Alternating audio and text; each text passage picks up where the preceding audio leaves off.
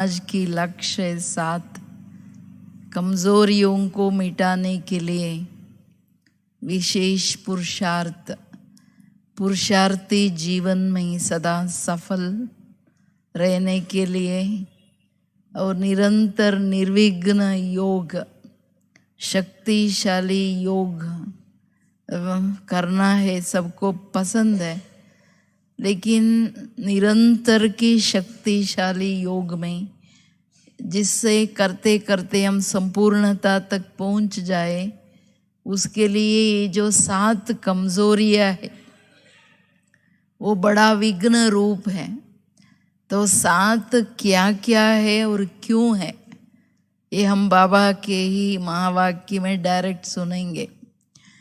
क्यों हम ये विशेष बाबा की ये बात रिसर्च के लिए ही भी हम लोग लिया है, जिससे परिवर्तन हर हफ्ता हर मास में क्या क्या होता है उसका डेटा खुद आप स्वयं ही कलेक्ट करना है।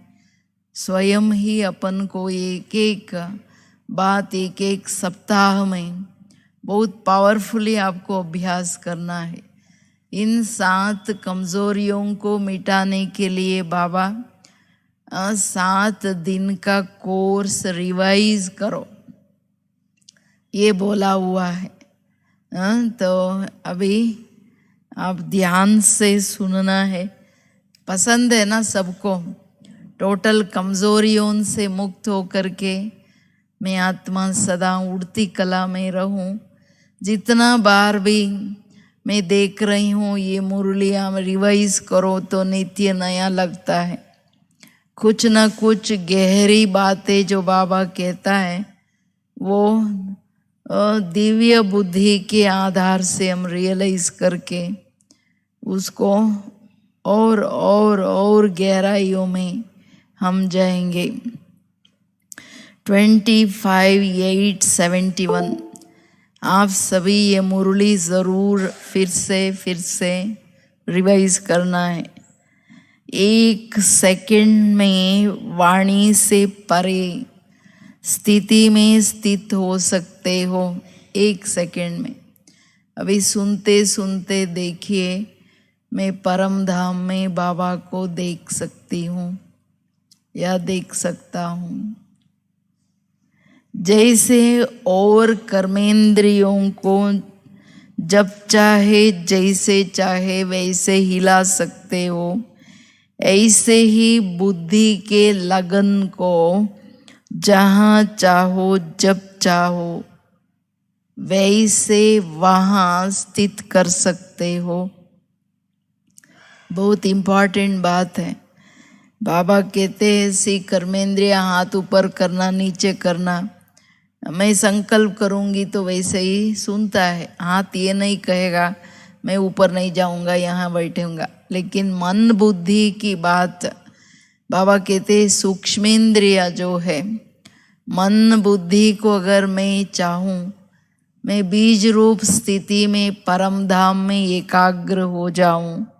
बाबा कहते हैं जितना टाइम जिस स्थिति में चाहते हो उतना समय वो स्थिति में एकाग्र हो सकते हो। मन बुद्धि पर अपना अधिकार अपनी होल्ड इतना अभ्यास करते करते आया हुआ है। चेकिंग करना है। सुनते सुनते मैं आत्मा बिंदु हूँ, एटलीस्ट आप उस स्वरूप की स्थिरता से मैं मुरली सुन सकता हूँ टोटल टाइम। आप चेक करिए इस बात को। ये विधि रुद्धि को पाती जा रही है। ऐसे पावरफुल बने हो माना मन बुद्धि को जहाँ चाहे जिस स्थिति में जितना टाइम चाहे अपने वो लगन वो इंटरेस्ट वहाँ एकाग्र करने के लिए आप कर सकते हो। ये पूछ रहे बाबा। यहाँ हम चाहते हैं आत्मा बन के रहे, बुद्धि देह और इंद्रियों के तरफ भाग जाता है या संबंध के तरफ भाग जाता है, माना ये अधीनता है ना। मैं चाहती एक और होता दूसरा। तो इसलिए ये देखना है। क्लास में भी आप सोचेंगे मैं बिल्कुल यहाँ के अलावा दीवार से बाहर भी नहीं जाना है, मेरा मन बुद्धि। लेकिन वैसे ही आपकी मन बुद्धि मानता है, या इंडोर में चली जाती है, घर में चली जाती है, क्या है, सेकंड में कहाँ जाके कहाँ मन आ जाती है। तो ये नहीं होना चाहिए। बाबा कहते ये विधि है वृद्धि के लिए, स्थिति की इम्प्रूवमेंट के लिए। मन बुद्धि को अपने ऑर्डर में रखना बहुत ज़रूरी है। ये विधि की इम्प्रूवमेंट है, पूछ रहे हैं। अगर विधि यथार्थ है तो विधि से सिद्धि अर्थात सफलता और श्रेष्ठता अवश्य ही दिन प्रतिदिन वृद्धि को पाते हुए अनुभव करेंगे। ये अंडरलाइन बात है। बाबा क्या कहते हैं, अगर ये मेथड आपकी ठीक है, घड़ी घड़ी ये अभ्यास, ये साधना मन बुद्धि को एक स्थान पर एक पॉइंट में एकाग्र करने की, ये ठीक है तो यथार्थ है, तो सिद्धि अर्थात सफलता जो मिलती है वो दो चीज़ों की मिलती है। एक है हर संकल्प, हर कार्य, हर बोल जो करते हो वो फल बिगड़ नहीं जाएगा, सफल। आपको कुछ न कुछ रिजल्ट दे के ही जाना है, जो भी सोचते हो, जो भी बोलते हो, जो भी करते हो। दूसरा, उसमें श्रेष्ठता कितनी है, उस संकल्प, उस बोल, संबंध, कर्म में व्यर्थ साधारणता भी ना हो। नेगेटिव अशुद्ध तो होना ही नहीं है, चाहे संकल्प या बोल में। अगर हर रोज की मेरी पुरुषार्थ में तो श्रेष्ठता की परसेंटेज बढ़ते जाए। आज थोड़ा था, शाम तक बहुत अच्छा हो गया, कल और अच्छा हो गया। कल मेरे से श्रेष्ठता के लिए आंख बंद करके श्री माना श्रेष्ठ, श्रीमत के अनुसार में संकल्प की भी कदम रखते हैं, तो वो संकल्प या बोल या कर्म या संबंध श्रेष्ठ आई ही। तो इसलिए बाबा कहते हैं इसकी जो वृद्धि है, सफलता और श्रेष्ठता की, हर रोज की इम्प्रूवमेंट कितनी है चेक करना है। तो इस परिणाम से अपने पुरुषार्थ की यथार्थ स्थिति को परख सकते हो। हम लोग क्या समझते हैं, रोज मुरली सुनते हैं, चले जाते हैं, बाद में सारा दिन बिजी हो जाते हैं। लेकिन बाबा कहते हैं अपने पुरुषार्थ में विधि पूर्वक चल कर के इम्प्रूवमेंट के ओर जा रही हूँ या नहीं, ये कैसे पता पड़ेगा? इसका थर्मामीटर क्या है? सफलता और श्रेष्ठता। मेरा हर संकल्प सफल हो, जो हो गया ना वो व्यर्थ, ना चल रहा है ना व्यर्थ, ना संबंध में आ रहा है उनका प्रभाव का संकल्प चले, किसी का व्यर्थ संकल्प नहीं चले, ना बोलना तो दूर, संकल्प भी नहीं चलना है, तो ना अपना कोई व्यर्थ संस्कार बाहर आए। तो ऐसे बाबा कहते हैं अपनी पुरुषार्थ को परख रहे हो, चलता है ऐसी पुरुषार्थ, हर घड़ी हर कदम में मेरा ऐसी पुरुषार्थ है। तो इसमें बाबा कहते हैं ये सिद्धि विधि को परखने का मुख्य निशानी है। कोई भी बात को परखने के लिए निशानियाँ होती है, तो इस निशानी से अपने संपूर्ण बुद्धि की निशानी को परख सकते हो। एक पुरुषार्थ की सफलता श्रेष्ठता को परख सकते हो, विधि माना मेथड। इस विधि से मेरा सिद्धि की परसेंटेज क्या है ये परख सकते हो। ये करते करते 12 सिद्धियों तक आना है, नहीं आना है? तो सिद्धि और संकल्प को सिद्धि तक आना है ना आप सबको, तो वहाँ तक आने के लिए बाबा कहते ये निशानियाँ। तो और तीसरी बात क्या बोल रहा है, आपकी बुद्धि संपूर्ण दिव्य बुद्धि है या नहीं, इसकी भी परख ये स्थिति, ये विधि है। क्या है, चलते चलते देहाभिमान की पुरानी बुद्धि आ जाती है, जिसको बाबा साकार मुरलियों में शूद्र बुद्धि बोल देते हैं। तो वो बुद्धि बीच बीच में गड़बड़ तो नहीं करती है, प्रभाव में तो नहीं लाती है। पीछे का जो पुरानी बुद्धि है, इसका निशानी चाहे अपने देह या अपने दूसरों की देह या अपनी संस्कार या दूसरों के संस्कार, दूसरों का कर्म, दूसरों का रीत नीत पर प्रभावित होना या संकल्प चलना, यह है पुरानी बुद्धि, जहाँ संपूर्ण दिव्य बुद्धि काम नहीं कर रही है। ये चेकिंग चाहिए, क्योंकि ब्राह्मण जीवन में दिव्य बुद्धि का जो वरदान है बाबा ने जो दिया है, ये बहुत बड़ा गोल्डन गिफ्ट है। इसको कभी किसी भी घड़ी खोना नहीं है। देहाभिमान आया माना चला जाता है ये बुद्धि।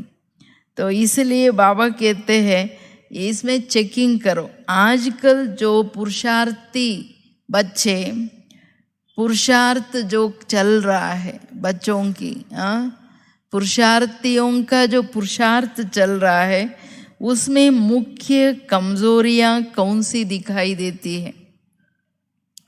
क्या मुख्य कमजोरियां है? उसमें बाबा कहते हैं मुख्य 7 कमजोरियां। पहला, एक तो स्मृति में समर्थी नहीं रही है। दूसरा, दृष्टि में दिव्यता या अलौकिकता यथाशक्ति नंबरवार आई है। सेकंड, जिसमें घड़ी घड़ी पुरुषार्थ विघ्न रूप बनता है। ये 7 कमजोरियों के कारण हम सब समझते हैं ना, हमारा योग पावरफुल हो, सदा उड़ती कला की हो, सदा मेरा बिल्कुल परिवर्तन हो, कोई भी पुराना संस्कार ना रहे, ये सब हम दिल से चाहते हैं। लेकिन इसमें कारण क्या होती है? स्मृतियाँ तो है, आत्मा स्मृति बिगर 1 सेकेंड भी नहीं रहती है, लेकिन उन स्मृतियों में समर्थता नहीं माना क्या? अभी हर एक को मैं आत्मा हूँ याद है, बाबा है याद है, ड्रामा है याद है।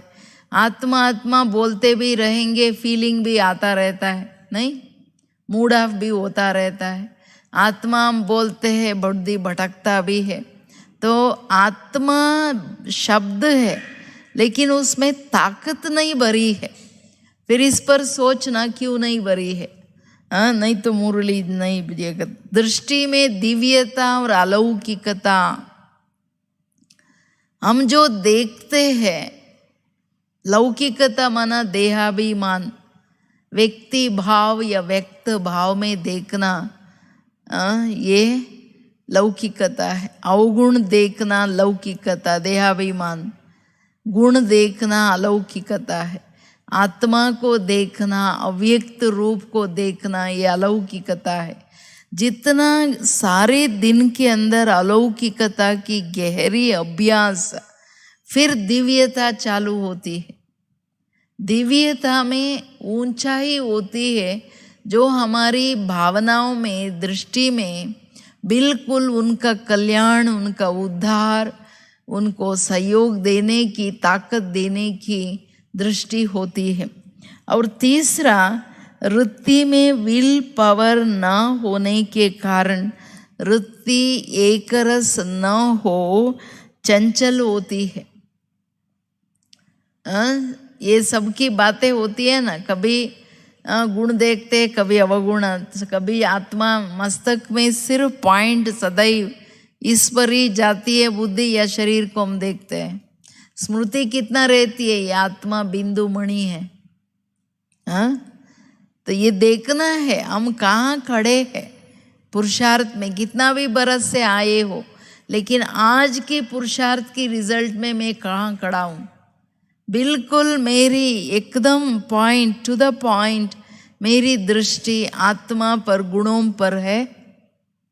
नहीं तो हमने इतना बरस गमाया, सिर्फ एक दृष्टि को बदला नहीं, चली हुई बातें हो गई, बातें 10 बरस की बातें याद आती है, डिस्टर्ब करती है, स्मृति को हमने ठीक नहीं किया। अब वृत्ति में विल पावर क्यों नहीं आई है? वृत्ति चंचल क्यों हो रही है? पास्ट संस्कारों के कारण वृत्ति चंचल होती है, लेकिन क्यों होती है?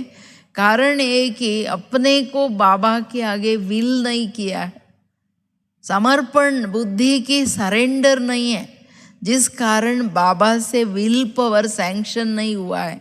Will to do things, will चाहिए पुरुषार्थ करने के लिए भी। तो हर घड़ी की पुरुषार्थ पावरफुल हो, सदा उड़ती कला का हो, तो उसके लिए बिल्कुल विल पावर के आधार से दृढ़ता चाहिए। नहीं तो क्या है, ठीक है कौन करेगा इतना मेहनत, चलते चलो, सब मालूम हो गया, आत्मा भी मालूम, बाबा भी मालूम, ड्रामा भी मालूम, चलो चलते चलो। ये कोई जीवन है क्या? नहीं ना। ब्रह्मा बाप को फॉलो करना है ना, तो फॉलो करना है तो इतना बाबा को विल पावर कितनी थी ये देखना है।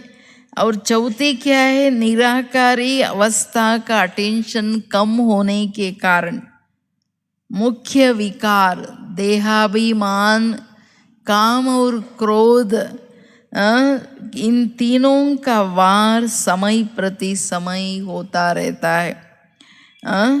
निराकारी अवस्था का अटेंशन कम, माना सारा दिन की दिनचर्या में निराकारी अवस्था की अभ्यास एक बिल्कुल तपस्या के रूप में करना है।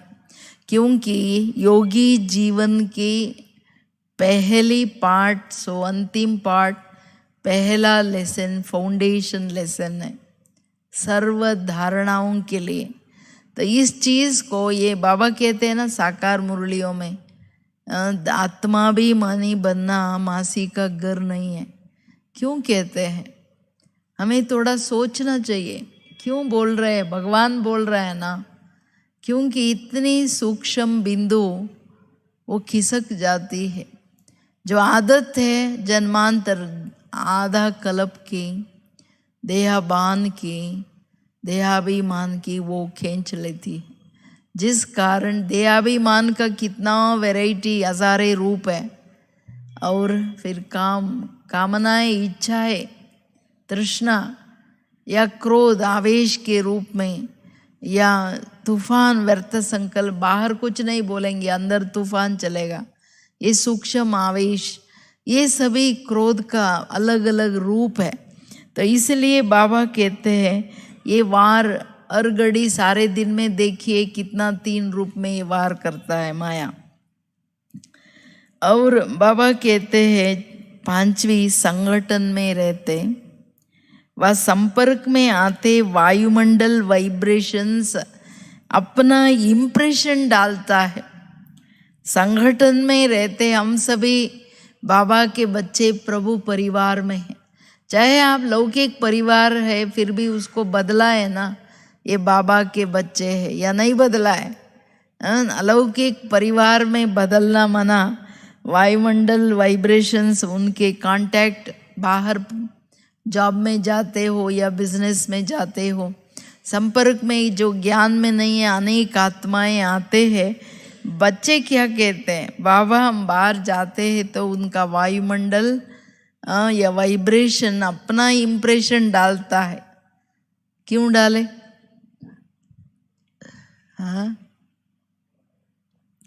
क्यों डालता है? आप थोड़ा तो सोचना है। क्यों? वायुमंडल वाइब्रेशन का असर क्या होता है ये समझते हो ना? सपोज कोई शरीर छोड़ा, आप वहाँ गए, वो सब रो रहे हैं, आपको भी आंखों में आंसू आ रहा है। माना ये सूक्ष्म वहाँ की वातावरण वाइब्रेशन के असर है। कोई भी वायुमंडल, चाहे दुख का हो या कोई खुशी का, दूसरे महलों में जाते कई वहाँ आकर्षित ऐसे हो जाते हैं, लड्डू हो जाते हैं, फिर ज्ञान ही छोड़ देते हैं, ऐसे भी होता है। तो वायुमंडल वाइब्रेशन से बचना, उसके लिए अपनी स्थिति इस वायुमंडल से ऊपर रहना है। जितना ऊपर सूक्ष्म वतन या ब्रह्मलोक मूल वतन में रहेंगे, आपकी प्रभाव वायुमंडल पर रहेगा, वायुमंडल का असर आप पर नहीं होगा। कोई भी आत्मा को आप अपने असर डाल सकते हो, डालेंगे इस स्थिति में। अगर नीचे ही रहेंगे तो सारी सब लोगों की आएगा बुद्धि में, कीचड़ पट्टी सारी दिन चलता रहेगा। ये ऐसा वो ठीक नहीं, ये ठीक नहीं, ये है वो है, ये है, यही चलेगा। क्यों? नीचे देहबान में आत्मा बैठी है। छठा 6th वन, अव्यक्त फरिश्तेपन की स्थिति कम होने के कारण अच्छी व बुरी बातों के फीलिंग आने से फेल हो जाते हैं। तो क्या अव्यक्त फरिश्ता माना जिसका कोई रिश्ता नहीं, फरिश्ता माना डबल लाइट है, लाइट के कारब में लाइट आत्मा है, जिस कारण अच्छा या बुरा उन बातों का, मृत्यु लोक के मनुष्य को अच्छा या बुरे की बात है। इस मृत्यु लोक से जो दूर है, ड्रामा को समझी हुई आत्मा को, सब बातों में बाबा क्या कहते हैं? सब अच्छा है, जो चल रहा है, जो होने वाला है, सब अच्छा। क्यों? क्योंकि सब जो भी सीन चलता है उसके पीछे कर्म कारण है। कोई ऐसा वैसा भी चलता है, क्यों चलता है? बेचारे का तकदीर उतना ही है, पार्ट है। उसको भले सहयोग दो, करेक्शन करो, लेकिन उसके प्रभाव में हम नहीं आना है। संबंधों में आते लवण ला रहना है, लेकिन हम कोई भी अच्छे बुरे बातों का प्रभाव, अगर उनका सारा सोचेंगे तो उनके सारे भूत आके आपके अंदर बैठेगा। इसलिए ना अच्छा में प्रभाव, ना बुरे में प्रभाव, कुछ भी नहीं। ऐसा बाबा कहते इन बातों से परे होके चलने वाला पुरुषार्थी, बाबा के अनुसार पुरुषार्थ किसको कहा जाएंगे, ये वर्णन कर रहे हैं। अगर हम सारे दिन में इन बातों में ही आएंगे, ये वो, बाबा कहते तुम्हारा पुरुषार्थ 0 है, जो चल ही नहीं रहा है। फिर तकदीर, अपने तकदीर क्या मिलेगा हमको, ये सोचना है। और 7th, अभी नहीं आएंगे ना फीलिंग ना फेल। फीलिंग माना फ्लू बाबा कहता है, तो फिर इसका बात करेंगे। 7th वन, अपनी याद की यात्रा से संतुष्ट खम है। ये सारी दिन में ये 6 बातें आत्मा को हिलाती रहती है, तो फिर योग कहाँ? सारा दिन इधर उधर रह करके फिर योग में आके मैं आत्मा बाबा आ रहा हूँ, वो सारा फिल्म निकलेगा बुद्धि में, ये वो। फिर मैं स्वदर्शन चक्रधारी हूँ, आ रहा हूँ, फिर दूसरा निकलेगा नहीं, तो कहाँ जाएंगे? वो उतने टाइम में तो सारा लाइट बदल जाता है, वाइट लाइट आ जाती है। फिर पुरुषार्थ, इसको पुरुषार्थ नहीं कहेंगे। यह है पुरुषार्थियों की पुरुषार्थ के नंबरवार रिजल्ट है। बाबा कहते बच्चों में ये कोई ना कोई बातें, 7 बातों में से आप अमृत वेला समझो, आप समझते हो। मैं लाइट हाउस माइट हाउस बैठूं, बहुत प्यार से आके बैठे। पिछले दिन कुछ किसके साथ हो गया तो वो सारा अमृत वेला वही बात याद आया, वही बात बाबा को बोला, सारा 0 हो गया ना। फिर बाद में क्या होता है, ये सारा टाइम ऐसे ही चला गया। ऐसा लगता है ना, आत्मा तो चैतन्य, फीलिंग्स आती है या नींद में चली जाती है, वो फीलिंग्स आती है ना, मेरा टाइम ऐसे ही चला गया, माना संतुष्टता नहीं है। तो इन 7 बातों को मिटाए कैसे? ये 7 बातें हमारे अभी ये 2 3 दिन आज का भी इंक्लूड करो, ये 7 बातों को इधर स्वाहा करके जाना है, होगा? इतनी पावरफुल योग अग्नि, आप ज्वालामुखी बनो जो एक भी यहाँ ना रहे। ये 7 ही कमजोरी को मिटाने के लिए फिर से 7 दिन का कोर्स कराना पड़े। अपने आप को क्या करना है? 7 दिन का कोर्स कराना पड़े। इन 7 बातों को सामने रख 7 दिन का कोर्स जो औरों को कराते हो, अपने आप को रिवाइज करना।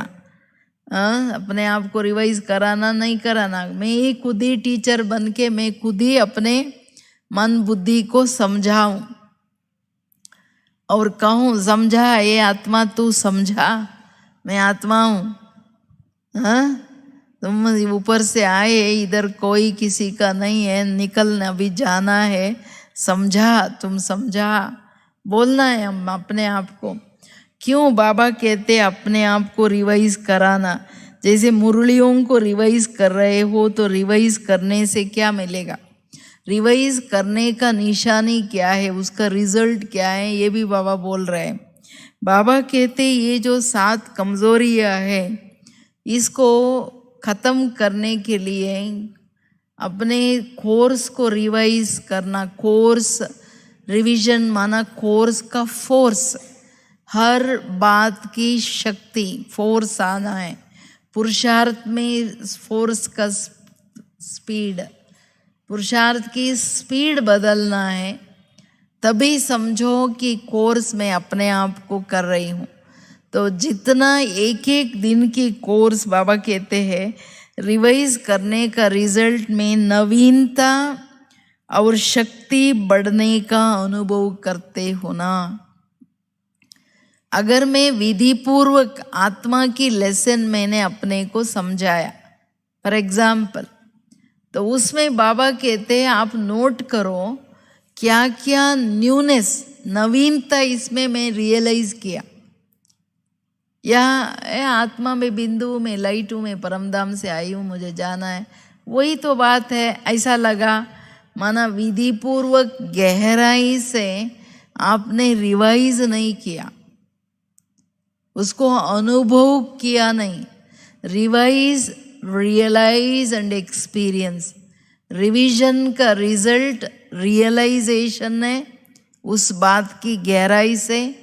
रियलाइजेशन माना एक्सपीरियंस, एंड रियलाइजेशन एक्सपीरियंस का रिजल्ट लिबरेशन है। रिवीजन का फाइनल रिजल्ट लिबरेशन माना अपने इन 7 कमजोरियों से मुक्त होना है।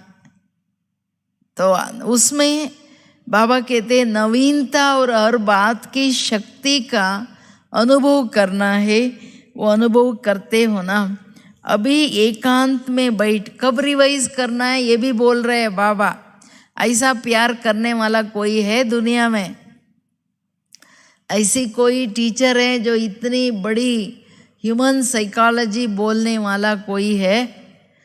कोई नहीं। गदगद होंगे आप ये बातें रियलाइज करेंगे ना, बाबा कितना प्यार करता है। हम बच्चों को सब बातों से मुक्त, क्या है, फ्री बर्ड बनाना चाहता है। बंधा हुआ पंछी पिंजड़े के मैना नहीं चाहता है, वो उसका प्यार को समझना है। बाबा क्या चाहता है, क्या हमारे लिए सोचता है। तो इसको 7 दिन का कोर्स को एकांत में बैठ अमृत वेला जो 7 बातें सुनाई, उन पर एक एक बात का निवारण हर दिन के पाठ में कैसे समाया हुआ है, वो मनन करके मक्खन अर्थात सार निकालना और आपस में लेन देन करना।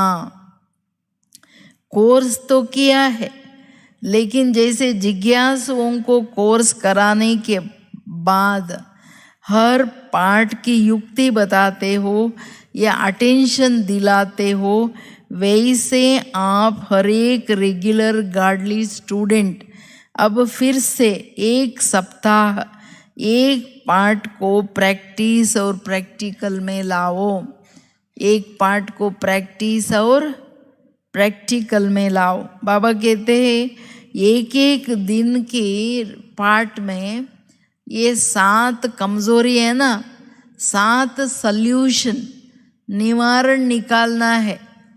आत्मा की पार्ट में 7 ही बात, माना हर लेसन में 7 सल्यूशन, माना 7 दिन का कोर्स में कितना सल्यूशन आया, निवारण, सल्यूशन माना निवारण, 49 निवारण चाहिए।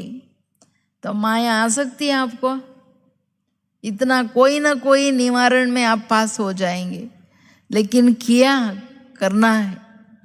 हाँ, सारा दिन यही चिंतन, अपने आप से बात करना है।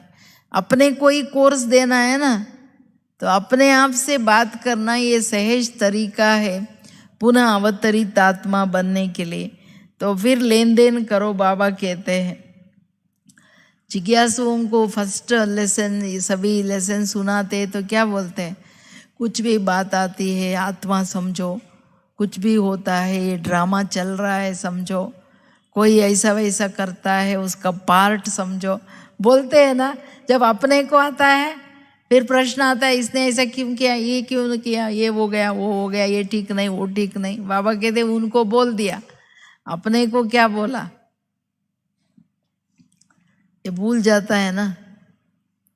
हाँ, तो बाबा कहते ये अपने से बात करो। मैं अपने को क्यों, बुद्धि के ऊपर बहुत बड़ा पुराना बुद्धि रस्टेड है, बीच बीच में वो इंटरफेयर करती है। दिव्य बुद्धि ही ज्ञान को धारण कर सकती है। तो अपने आप को फिर बोल करके वो बुद्धि को बिल्कुल शुद्ध बनाना, श्रेष्ठ बनाना, बुद्धि को सतो प्रदान बनाना, ये बहुत ज़रूरी है। ये अटेंशन की मेहनत चाहिए। तो इसलिए बाबा कहते रेगुलर गार्डली स्टूडेंट बच्चों को फिर से एक सप्ताह का पाठ को प्रैक्टिस और प्रैक्टिकल को लाओ। प्रैक्टिस, अभ्यास, बैठ करके अभ्यास किया छोड़ना नहीं। एडिशन क्या बोल रहे हैं, जो प्रैक्टिस किया प्रैक्टिकल में उस प्रैक्टिस को लाओ कर्मों में। अभी कोई बैठ करके मैं कार चला रहा हूँ, कार दियो तो एक्सीडेंट करे, वो थोड़ा ही हो गया प्रैक्टिस। मैं आत्मा हूँ, बिंदु हूँ, लाइट हूँ, परम धाम से आया हूँ। जब कर्मों में आओ आत्मा भी नहीं परम धाम भी नहीं, ये थोड़ा ही हो गया। इसलिए क्या बोलते हैं, भगवान है ना, उनको मालूम है। वो कहते हैं प्रैक्टिस जो किया उसको प्रैक्टिकल प्रैक्टिस, उसकी एप्लीकेशन को प्रैक्टिकल प्रैक्टिस में लाओ, कर्मों में लाओ। कर्मों में लाने की भी प्रैक्टिस चाहिए। अभी योग करते, दृष्टि देते हैं, आप टू द पॉइंट ओनली बिंदु को देख सकते हो तो कितने मिनट देखेंगे? आप चेक करना है, मैं सारा टाइम ओनली बिंदु दिख रहा है। ये सब अपने आप को प्रैक्टिस करने की तरीके है। मैं सिर्फ गुण ही देख सकता हूँ, दूसरा नहीं आता है। सिर्फ शुभ भावना से ही देख सकता हूँ या बदलता है भावनाएं। ये अपने आप के अंदर ही प्रैक्टिस है, ये कर्मों में प्रैक्टिस है। अगर कर्मों में प्रैक्टिस नहीं, जो प्रैक्टिस किया, बाबा कहते हैं आप रह जाएंगे, पास नहीं हो सकेंगे। जैसे कि तिजोरी में मेरे पास 1000 रुपया है, मुझे ज़रूरत है, लाख लगा के क्या करने का है, यूज़ करो ना, उसको लाओ, चीज़ें लियो, अच्छा रहो। पैसा है पैसा है, ऐसे ही आत्मा है आत्मा है, बाबा भी है, ठीक है, बाबा परम धाम है, मैं इधर। बस ये प्रैक्टिकल नहीं, प्रैक्टिकल प्रैक्टिस। अभी मुरली से बाहर निकलेंगे, एक एक दिन की बात अपने आप से बात करना है। जो आएगा उसको आत्मा मणि, ये बहुत अच्छा बाबा का बच्चा। हर एक के प्रति जो जो जैसी संकल्प भावनाएं बोलता है वैसे ही मैं चिंतन करते मंथन करते वैसे ही देखते बोलते चल सकता हूँ। ये है रिहर्सल। प्रैक्टिस को जो बैठ के किया उसको प्रैक्टिकल में प्रैक्टिस किया। कंजूस जो होता है ना, उदाहरण के तौर पे उसको दान देने का मन नहीं होता है, अरे दियो ना, वो बोलेगा नहीं नहीं इधर रखो। देने की भी प्रैक्टिस चाहिए। मन में बैठ के ठीक है मैं तो बहुत दान कर सकता हूँ, जब आया तो मन नहीं है देने का, ऐसा होता है। ऐसे हर बात होती है, संस्कार बीच में आ जाता है, जिसके लिए बाबा कहते वृत्ति चंचल होती है। ठीक है, तो प्रैक्टिस भी फिर कैसे करना है, जैसे साप्ताहिक पाठ करते हो आप लोग भी सर्विस में इस पवित्रता का सप्ताह, शांति की सप्ताह, ये सप्ताह का प्रोग्राम रखते हो ना? रखते हैं ना सभी। तो बाबा कहते हैं ऐसे अपनी प्रोग्रेस के लिए हर पाठ का साप्ताहिक पाठ प्रैक्टिकल और प्रैक्टिस में लाओ। पर्सनली आप अपना अपना प्रोग्राम बनाओ। एक है संगठन की प्रोग्राम से प्रोग्रेस, उसमें ही खड़े नहीं रहना है हमको कोई करावे। आप हर दिन आपकी तपस्या है, अपनी अपनी प्रोग्रेस के लिए अपने प्लान चाहिए। तो बाबा कहते अपने प्लान करो, प्रैक्टिकल में जो किया प्रैक्टिस उसको प्रैक्टिकल प्रैक्टिस में लाओ। कर्मों में प्रैक्टिस चाहिए, आत्मा होके देखने की, सुनने की, बोलने की। जब आप चलते फिरते कार्यों में रहते हो ना, वहाँ चाहिए वो प्रैक्टिस। महान बनने के लिए इससे क्या होगा, सफलता समीप सहज और स्पष्ट दिखाई देगा। श्रेष्ठ तो बन ही जाएंगे। बाबा कहते हैं ये 7 दिन का कोर्स जितना रिवाइज करेंगे आपकी स्थिति, संकल्प, सोल सब श्रेष्ठ हो जाएगा। इसमें सक्सेस समीप और सारा पुरुषार्थ बहुत सहज अनुभव होगा, इजी, और आपको हर बात स्पष्ट दिखाई देगा, क्लैरिटी आ जाएगा, ज्ञान क्या है, बाबा क्या चाहता है। तो ये फिर श्रेष्ठ बनने के बाद क्या बनना है, महान बनना है, नहीं बनना है उधर ही खड़ा रहना है। महान बन के फिर देव बनना है ना। तो इसलिए बाबा कहते हैं अपने आप को हर संकल्प कर्म में महान बनाने के लिए सभी से सहज युक्ति 3 बातें सुनाओ। मन वचन कर्म में महानता के लिए ही पूछ रहे हैं। महान बनने के लिए एक तो अपने को पुरानी दुनिया के मेहमान समझो। दूसरी बात, जो भी संकल्प कर्म करते हो तो महान अंतर को बुद्धि में रख संकल्प और कर्म करो। तीसरी बात कि बाप के व अपने परिवार की हर आत्मा के गुण और श्रेष्ठ कर्तव्य की महिमा करते रहो। महान बनने के लिए 3 बातें क्या हुई, मेहमान, महान अंतर और महिमा। मैं इस सृष्टि में मेहमान, गेस्ट माना, जाना है घर, यही रहेगा ना। जो भी आप लोग यहाँ आए हो, आप क्या समझते हो, और इधर कुछ भी देखेंगे हमको तो चलना है, इधर कुछ भी कोई भी बात प्रभाव नहीं करेगा आपको। क्यों, हम अपने घर पास अपने स्थान पे जाना है। ऐसे गेस्ट समझने से कोई भी अटैचमेंट देह या दुनिया संबंध में नहीं रहेगा।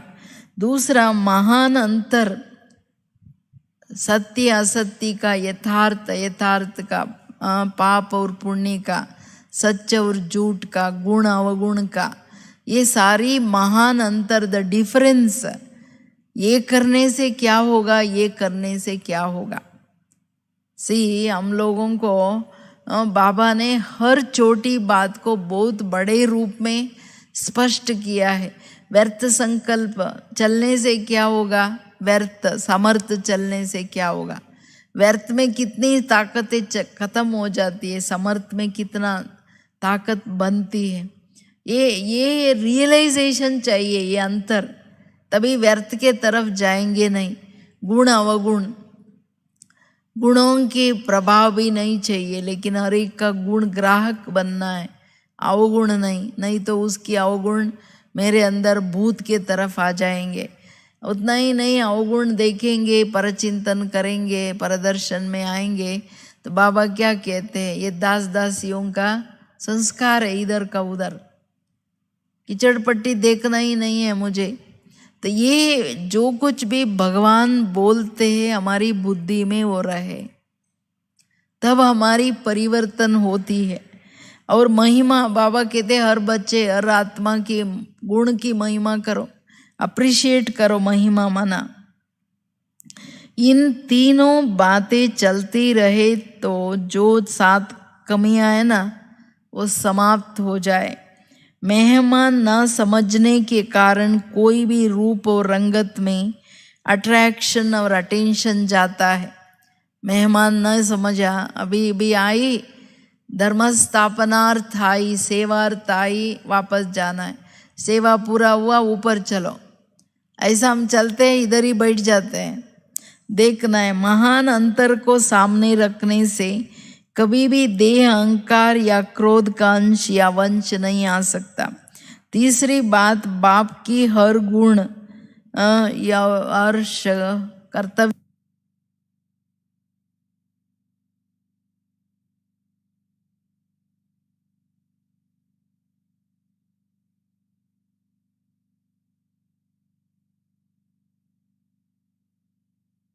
की महिमा गुण गाते रहेंगे तो आत्माओं में भी गुण दिखाई देगा। ऐसा कोई नहीं है जिसमें विशेषता ही ना हो, हर एक में विशेषता है। गुण अवगुण तो छोड़ रहे हैं, मैं क्यों देखूं, ये सोचना चाहिए।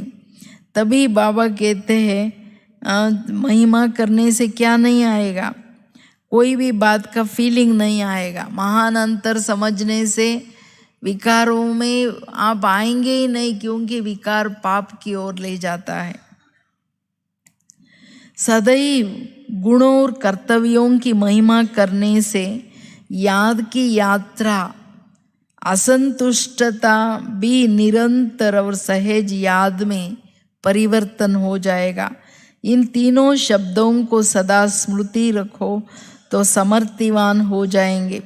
दृष्टि, वृत्ति, वायुमंडल सभी परिवर्तन हो जाएगा। कितना सुंदरता से बाबा बोल रहे हैं। सिर्फ 3 शब्दों के आधार से निरंतर समर्थ स्वरूप आपकी सारी वृत्ति, दृष्टि, स्मृति बदल जाएगा। स्मृतियों में ताकत आ जाएंगी, क्योंकि मैं आत्मा आई हूँ, सेवार्थ आई हूँ, किया, चले घर बाबा के पास। ऐसे रहना चाहिए। इधर देह में भी बैठने की परमिशन नहीं है। द्वापर से लेकर, और सुंदर युक्ति बाबा बता रहे हैं, द्वापर से लेकर आज तक अपनी और अपने दैवी परिवार की आत्माओं की महिमा करते आए हो, कीर्तन करते आए हो। अब फिर चैतन्य में परिचित हुई आत्माओं के अवगुणों को और कमियों को देखते हो। बाबा को वंडर लगता है, या बुद्धि में धारण क्यों करते हो। अभी भी सारे विश्व से ये चुनी हुई श्रेष्ठ आत्माएं हैं ना, उनके गुणगान करो ना। बुद्धि द्वारा गुण ग्रहण करो और मुख द्वारा 1-2 के गुणगान करो। तो फीलिंग ही नहीं है ना, आपस में झगड़ा ही नहीं, क्लैश भी नहीं, कुछ भी नहीं। संबंधों में आते ही तो सारा डिस्टरबेंस है ना।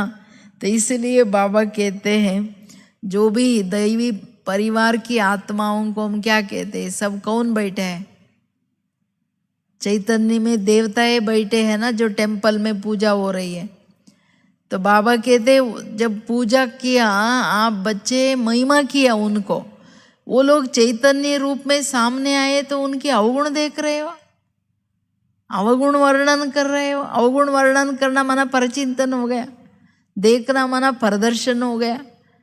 और सभी के वही गुण देखो ना, वही गुणगान करो ना, वही तो आत्माएं है चैतन्य में।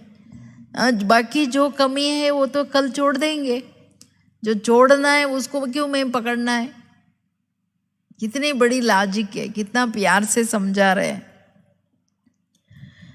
तो इसलिए क्या करो, गुणगान करो, तभी क्या होगा, भावनाएं बदल जाएंगी। फिर वृत्ति दृष्टि चंचल होगा, उसको देवता के रूप में देख के गुणों के आधार से देखेंगे, वृत्ति दृष्टि चंचल होगा। किसकी भी कमी की फीलिंग आएगा कमी, ये ठीक नहीं वो ठीक नहीं, आएगा नहीं आएगा ना, ये तो देवता है, संपन्न मूर्ति है। इस भावना से हम देखेंगे, माना आपकी ये श्रेष्ठ भावना उसको आशीर्वाद हो जाएगा। आपने उसको वो बनने की ताकत दे दी। योगी पवित्र आत्माएं है ना हर एक, तो आप सबका संकल्प और भावनाएं बहुत काम करती है। जिसके प्रति भी उसके अवगुण का चिंतन करते हैं, देखते हैं, तो उसको श्रापित करते हैं, बददुआ देते हैं, वो गिर जाएंगे। कभी भी स्वप्न में भी किसी के प्रति घृणा, उनके अवगुणों को वायुमंडल में नहीं लाओ, ये बड़ा कड़ा पाप है। हर एक बहुत अच्छे श्रेष्ठ है, ये रेस्पेक्ट और श्रेष्ठ भावना हर एक के प्रति रखना है।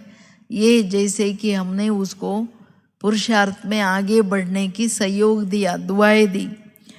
करेंगे, ये बात करेंगे, हाथ उठाइए, करेंगे, कमिटेड है। समझ में आ रहा है? जो नहीं उठा रहे उनको समझा नहीं। तो इसलिए बाबा कहते वृत्ति दृष्टि चंचल तो होगा नहीं, किसकी भी कमी की फीलिंग आएगा नहीं आएगा। अभी अनुभव किया है कि कोई भी मंदिर की मूर्ति कितना भी अट्रैक्टिव सजी हुई सुंदर हो, कभी भी दृष्टि उसकी सुंदरता सजावट के तरफ अंश मात्र भी चंचल नहीं होती है। और वहाँ ही अगर कोई सिनेमा की, वहाँ कोई किताबों में से कोई अट्रैक्टिव सजावट देखते हो या कोई भी बोर्ड देखते हो, तो वृत्ति दृष्टि चंचल होती है। क्यों? बाबा कहते क्यों होती है? सजावट देख के, दोनों की सजावट है समझो। मूर्ति की भी सजावट है, वहाँ सुंदर मूर्ति है, वृत्ति दृष्टि चंचल होती है उधर, इधर क्यों होती है? कारण क्या है? भावना में क्या है दोनों को देखते हुए? देखो उसमें बाबा बहुत सुंदर, यहाँ है ये देवता, यहाँ समझेंगे ये फीमेल है।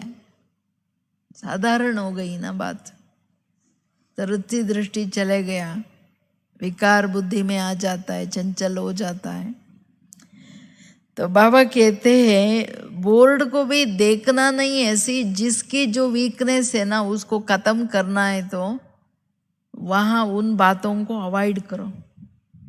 आपको परचिंतन प्रदर्शन चलता है तो आत्माओं में सिर्फ गुणों को ही देखो, ज़्यादा किसी से बात नहीं करो, चुप रहो। एक दो को लेन देन करो ही नहीं, ये ऐसा है वैसा है। ये सभी ये संस्कारों को भस्म करने की तरीका है। अगर उसको फिर यूज़ करेंगे पुराने संस्कार, वो मल्टीपल टाइम्स स्ट्रांग हो जाएगा और गलत नया हिसाब बनेगा। पुराने के साथ जो बोझ बनेगा, वो बोझ फिर योग लगने नहीं देगा, लग ही नहीं सकता, क्योंकि श्रीमत का उल्लंघन का बोझ उड़ने नहीं देगा। ये कर्म फिलॉसफी है, इसको अच्छी तरह से समझना है। मन बुद्धि को जैसे चाहिए वैसे छोड़ना नहीं है। वहाँ क्यों चंचल होती? अट्रैक्शन तो मूर्तियों में भी है, सजावट फीचर्स और नेचर्स की ब्यूटी मूर्तियों में भी है, फिर भी वृत्ति दृष्टि चंचल क्यों नहीं होती? दोनों ही चित्र सामने रखो, एक ही कमरे में रखो, 1 सेकंड उस तरफ जाने से वृत्ति चंचल होती है, इस तरफ जाने से वृत्ति पवित्र बन जाती है। क्यों? बाबा फिर पूछ रहे हैं, दोनों मूर्ति बाजू बाजू रखो, दोनों में ब्यूटी है, अट्रैक्शन है, सजावट है, यहाँ चंचल होती यहाँ नहीं। क्यों? कारण ये है, बाबा कहते पवित्रता और अपवित्रता का कारण क्या होता? स्मृति। स्मृति है कि ये देवी है और ये स्मृति वृत्ति दृष्टि को पवित्र बना देती है, ये देवी है। ये स्मृति दूसरे चित्र को देखने से स्मृति आती है, ये फीमेल है। फीमेल है तो साधारण वृत्ति देहाभिमान की हो गई ना, देह की तरफ चला गया, तो वो स्मृति वृत्ति और दृष्टि अपवित्रता की तरफ खींचती है, जिसको बाबा कहते चंचलता। वहाँ रूप को देखेंगे, फीमेल समझा तो रूप को देखा, और वहाँ रूहानियत को देखेंगे।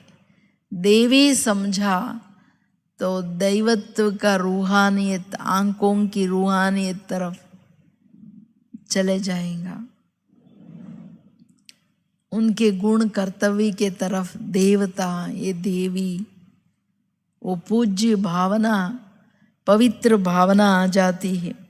ऐसा पास्ट का अनुभव तो होगा ना। सभी टेम्पल में गए हैं, वहाँ देवी या देवता को देखते और यहाँ सभी को देखते हैं, तो अंतर समझ में आ रहा है ना अभी? आ रहा है? समझ में आ रहा है? नहीं आ रहा है? आ रहा है? बहनों को आ रहा है? वहाँ क्या यहाँ क्या, और ये इधर क्या? क्यों साधारण क्यों देखना है किसी को? और हमारा मार्क्स खत्म होता है ना, फेल होते हैं ना, सत्युग की इतनी बड़ी पोजीशन चला जाता है ना, नुकसान तो देखो क्या क्या हम गंवा देते हैं। सिर्फ स्मृति वृत्ति दृष्टि को ठीक ना रखने से आत्मा की कितनी बड़ी वैल्यू खत्म होती है। तो इसलिए बाबा कहते हैं वर्तमान भी परसेंटेज में है। इतना ज्ञान समझने के बाद, ये फीमेल है ये मेल है, ये अट्रैक्शन जो है, ये सूक्ष्म देह के तरफ भावनाएं जो है हलचल कर रही है, लेकिन इसको मिटाने के लिए कभी भी कहाँ भी देखते हो, किससे भी बोलते हो, तो स्मृति में क्या रखो? आत्मा समझना वो तो हुई फर्स्ट बात, लेकिन कर्म में आते सिर्फ समझना नहीं। बाबा एडिशन क्या कर रहे हैं? आत्मा है सबको मालूम है, वो कैजुअल ले लिया, लेकिन कर्म में आते, संपर्क में आते, संबंध में आते, यही स्मृति में रखो कि ये सभी जड़ चित्रों की चैतन्य देवी देवताओं का रूप है। इनको देखते आपको प्रिंट कर दो अपने बुद्धि में। भाइयों को देखो तो देवता रूप देखो, नारायण का रूप। इधर देखते हो तो किसको देखो? लक्ष्मी का रूप। देवता कोई भी, दुर्गा अम्बा, किसको भी रखो, उसको फेस इधर देख रहे हो लेकिन बुद्धि में चित्र वो दिख रहा है। ऐसा हो सकता है?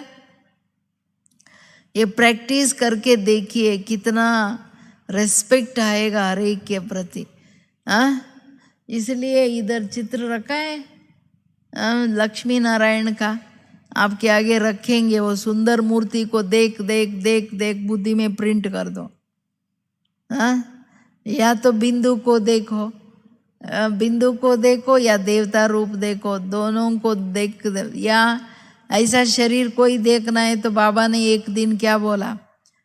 आकारी शरीर देखो, प्रकाश की शरीर में प्रकाश ज्योति चमक रही है। लेकिन उससे ज्यादा सहज बात क्या है? देवी देवता का रूप देखना।